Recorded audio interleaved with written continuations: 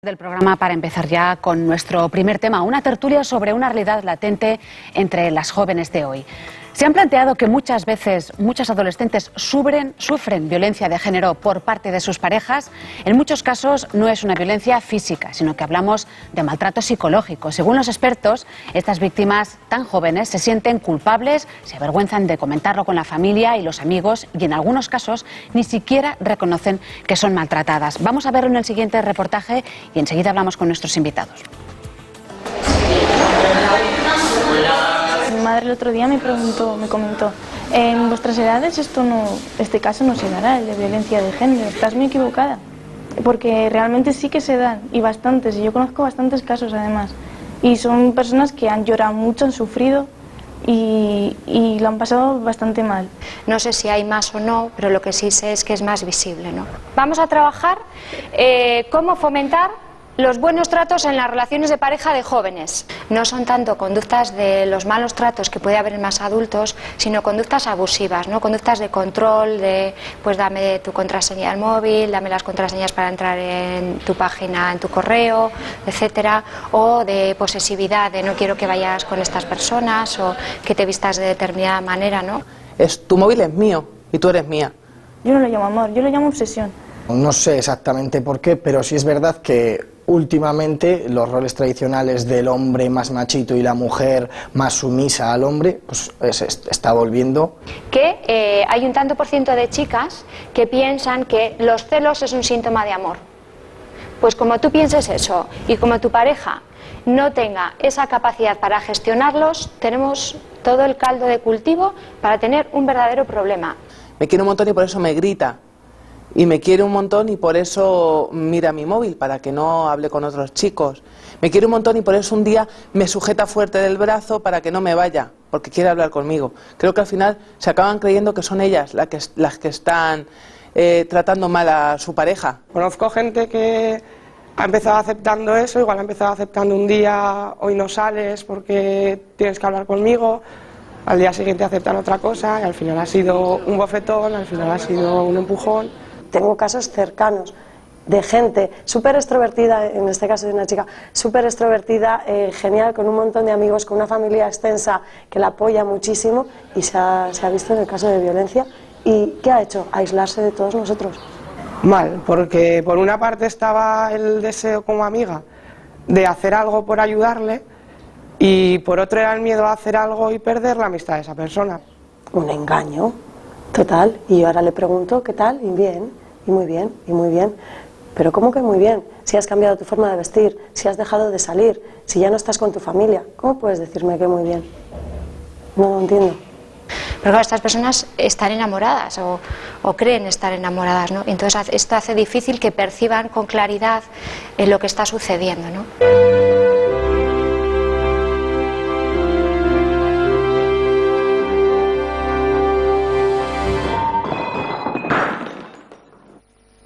¿Ya estás contenta? ¿Eh? ¿Estás contenta? ¡Responde! ¿Has visto lo que me has hecho hacer? Con parejas, Víctor y Javier han ganado un concurso de cortometrajes contra la violencia de género. ¿Qué ocurre cuando tú, sin comerlo ni beberlo, te ves partícipe de eso, ¿no? ¿Qué haces? ¿Te quedas callado y no haces nada o te involucras? Y en este caso optamos por la opción de la denuncia, ¿no? Cualquier tipo de actividad de violencia de género, masculina, femenina, cualquiera de los dos, es totalmente aberrante para mi gusto y que hay que actuar si es que esa persona que está siendo agredida no se siente con fuerzas.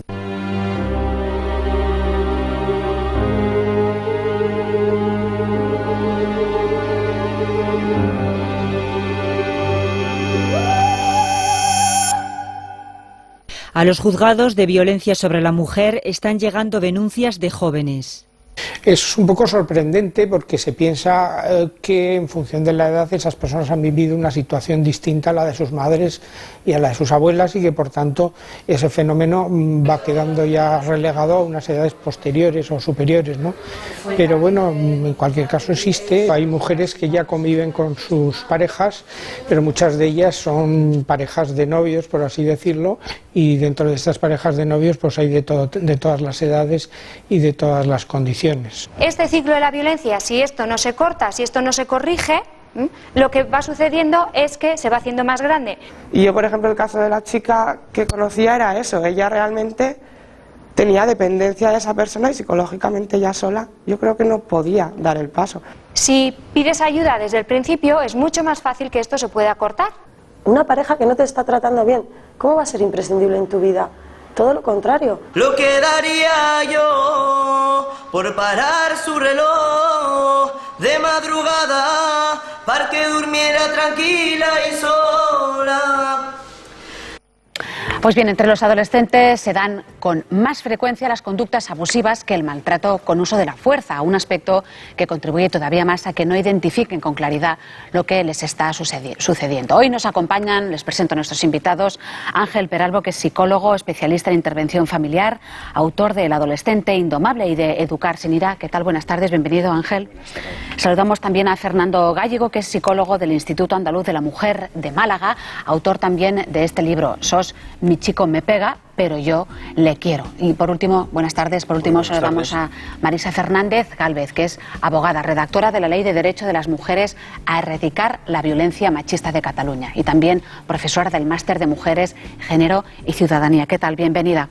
Muy bien, gracias. Bueno, nos gustaría empezar con una pregunta o quizás una afirmación. La violencia de género no tiene edad, podríamos decir. Y yo diría que la apreciación que has hecho con anterioridad de que en las chicas jóvenes, en la gente joven, lo más utilizado es el abuso, es el mismo orden, el mismo tipo que pasa con las mujeres adultas. Es decir, el maltrato más frecuente es el abuso, la humillación, el insulto. En Cataluña, en el 2010, se ha hecho una encuesta de victimización y el 80% de las conductas, una encuesta muy amplia, entrevistas a 14.122 mujeres, el 80% de las conductas son abusos, menosprecio. En cualquier caso, en toda violencia hay menosprecio, humillación y abuso. Pero por encima de todo, creo que no cambia el dato con respecto a las mujeres adultas. ¿Tienen algún dato parecido en Andalucía? Sí, en Andalucía se han hecho diversos estudios, pero el mejor dato es la consulta diaria. En las consultas nuestras en los centros y organismos de igualdad es que cada vez acuden más chicas jóvenes, por una parte, y a edades mucho más tempranas.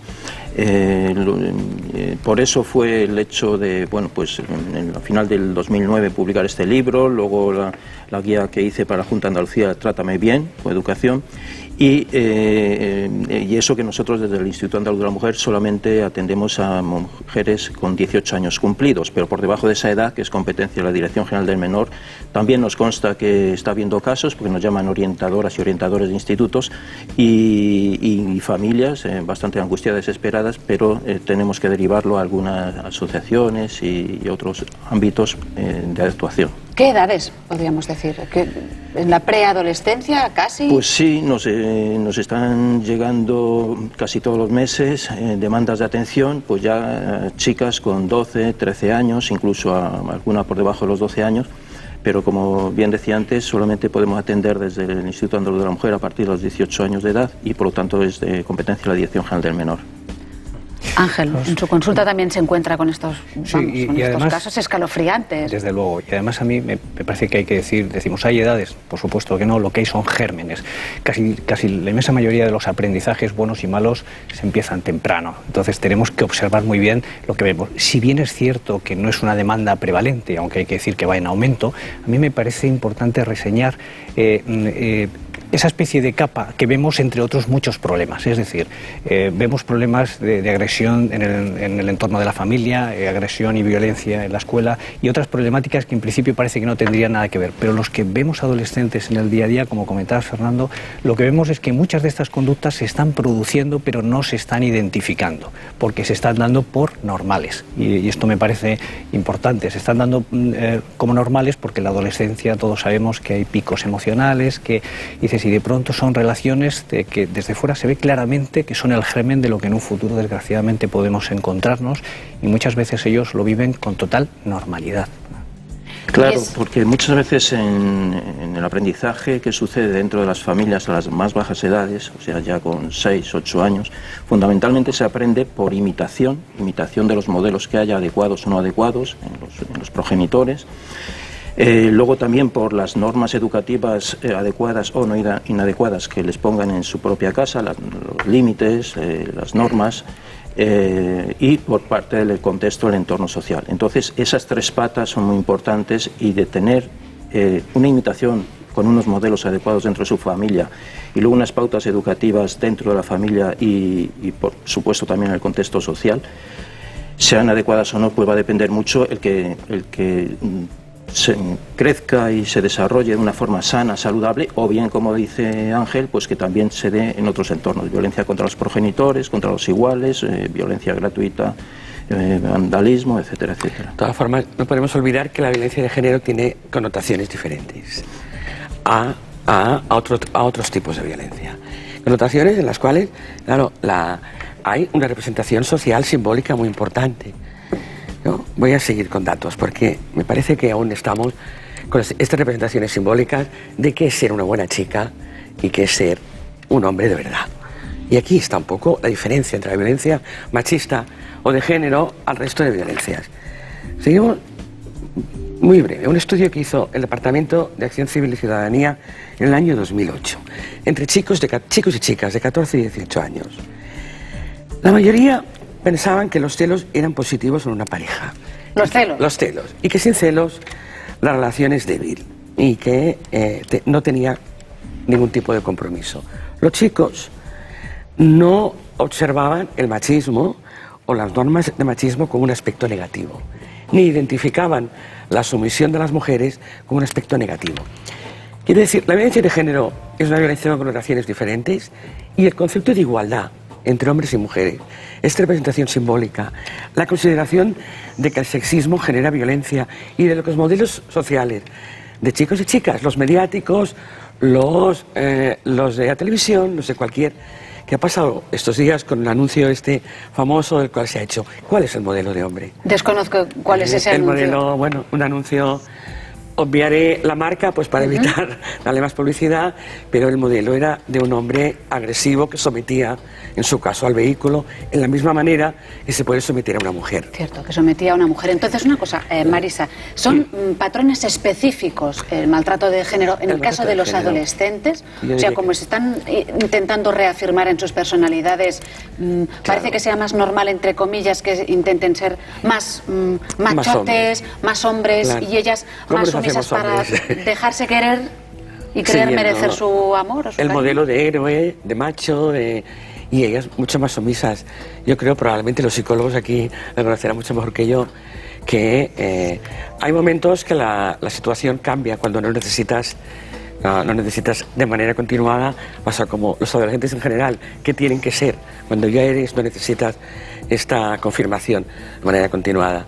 Yo creo que el control forma parte, y esto lo que usted decía antes, el abuso, el control, la humillación, también forma parte de las mujeres adultas víctimas de violencia de género. Pero yo, por mi experiencia en el despacho, diría que mucho más en las relaciones entre jóvenes, entre chicos y chicas adolescentes, mucho más. Aquí hay un tema que, bueno, me parece que hay un poco como de determinismo, ¿no? Con la que está cayendo, o con la desestructuración de las familias, o con los patrones que hay en casa. Es normal, ¿no?, que los adolescentes se comporten de esta forma, pero en realidad no es normal. ¿Cómo se puede decir a estas chicas y a estos chicos que lo que están haciendo, los patrones que están reproduciendo, están mal? ¿Quién tiene que decírselo? ¿Los psicólogos? ¿Sus padres? ¿Las escuelas? ¿Las series de televisión? ¿Quién puede identificar eso? Desde luego, a mi modo de ver, todos tenemos que aportar el granito de arena. Y yo, específicamente a los padres, diría, yo me encuentro muchos padres que intentan abordarlo de la manera más básica, que es directamente, ¿no? Y yo aquí diría precaución, porque lo que tenemos que hacer es un trabajo ni mucho menos subliminal. Ahí tenemos a los medios de comunicación para ser suficientemente explícitos y aprovecharnos de todo ello. Pero muchas veces es que tenemos que empezar temprano. Pero claro, ¿cómo digo? ¿Soy padre o soy madre? ¿No? Entonces intento abordar a mi hijo, a mi hija adolescente. La primera pregunta no puede ser: ¿tienes novia? ¿Tienes novio?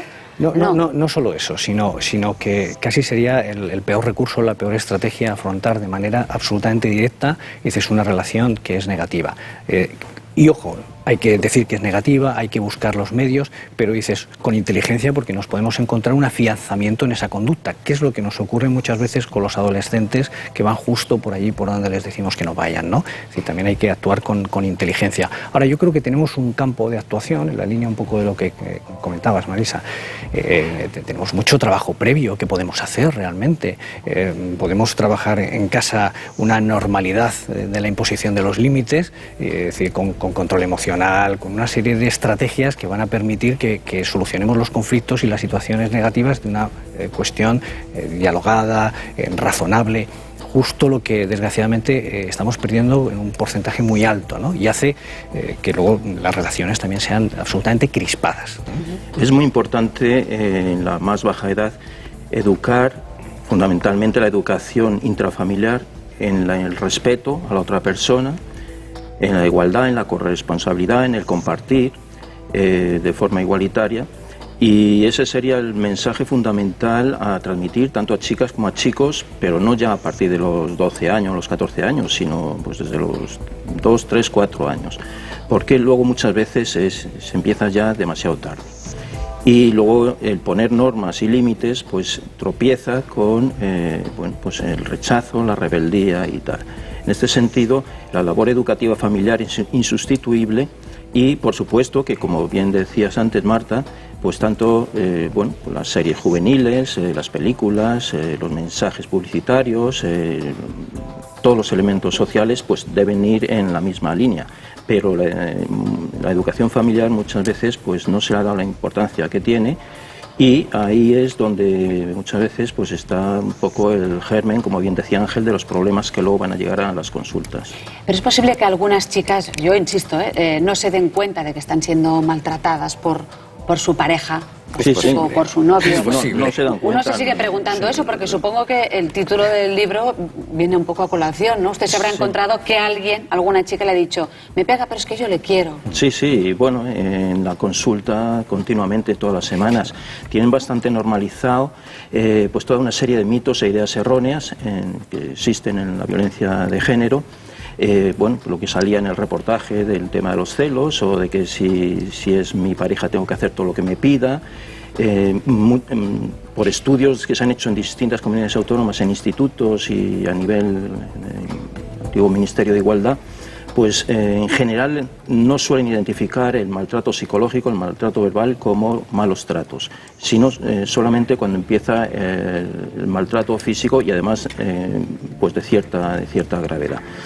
Es decir, luego tienen muy normalizada una serie de conductas y te cuentan en la consulta, es que esto es lo que le pasa a mi amiga, esto tampoco es tan grave, o incluso en su propia casa pues hay un esquema de relación machista, como decía Marisa, y por tanto pues no se sorprenden cuando en su primera pareja o en su pareja pues se da el mismo esquema, y les cuesta mucho más reaccionar frente a lo que tenían normalizado, porque ya en su familia pues lo vivían de esa manera. A tan tierna edad, esas chicas que sufren malos tratos y no dicen nada, no se lo dicen a su familia o no se lo dicen a su entorno, están sufriendo y tampoco qué es lo que pueden hacer, porque de hecho una denuncia es una denuncia verbal, tampoco llegaría más lejos, ¿no? El tema es que yo insistiría en este punto, en la poca diferencia en la actitud de las adolescentes con la de las mujeres adultas. Tampoco las mujeres adultas, cuando son víctimas de violencia, lo dicen. Más bien lo esconden a la familia, lo esconden hasta que la situación está muy avanzada.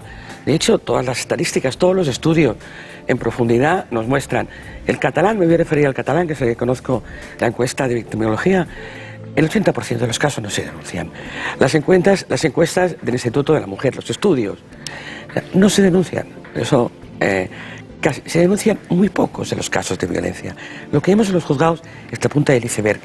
Y como bien decías, Fernando, claro, ¿cuándo se dan cuenta?